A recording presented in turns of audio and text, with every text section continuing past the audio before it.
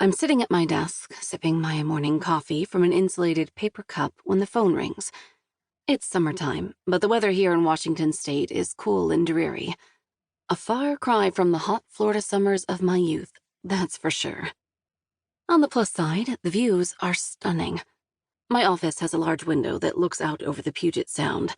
I haven't spotted any yet, but I've been told that humpback whales and orcas frequent these parts. I intend to keep an eye to the water so I might see the majestic creatures for myself. I don't get many calls at work. When I do, I automatically suspect that it's Grandpa Vern. He likes talking on a landline for some old-fashioned reason.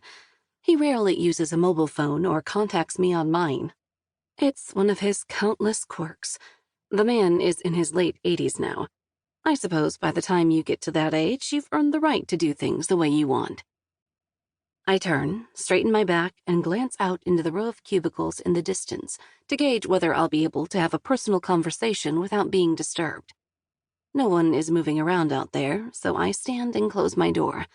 Then I pick up the receiver, careful not to displace any strands of hair that have been neatly tied at the back of my head. Regulations say women's hair has to be off the collar, and with my thick wavy locks, the bun takes forever to get right.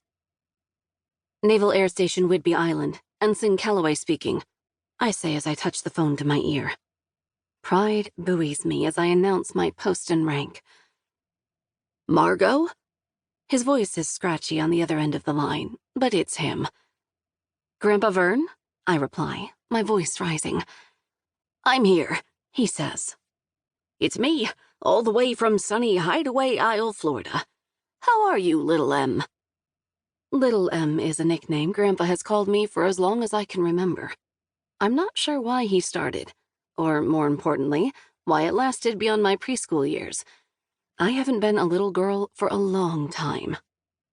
A rush of embarrassment washes over me, and I feel my cheeks fill with color. I take another glance out my office window to see if anyone is watching. Thankfully, they're not. Deep down, it feels good when Grandpa uses the special name. It's one of the few remaining connections to a time in my life when I still believed that the world was a friendly and safe place. Hearing his familiar voice makes me cry, though, and I can't do that here. I'm good. I think the new assignment will suit me, I reply.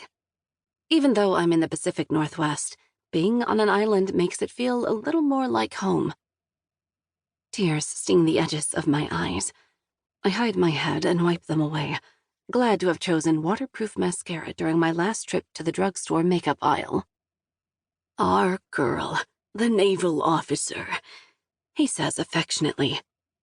I love Grandpa Vern. The fact that he continues to love me when I'm not so easy to love only makes me feel more strongly for him. He's a good man, the kind that doesn't let you down no matter what. I feel badly for pushing him away, especially after all he's done. Who would have thought? I ask. It's a far cry from where I started. Sometimes it's hard to believe this is real. Nah, he replies, and I can almost see him wrinkling up his face, his bald head adjusting in sync. You can do anything you set your mind to, Margot Callaway. You know that. You've always known that. I nod because he's right. I'm a fighter, a survivor. Many others would have crumpled under the pressure. Not me.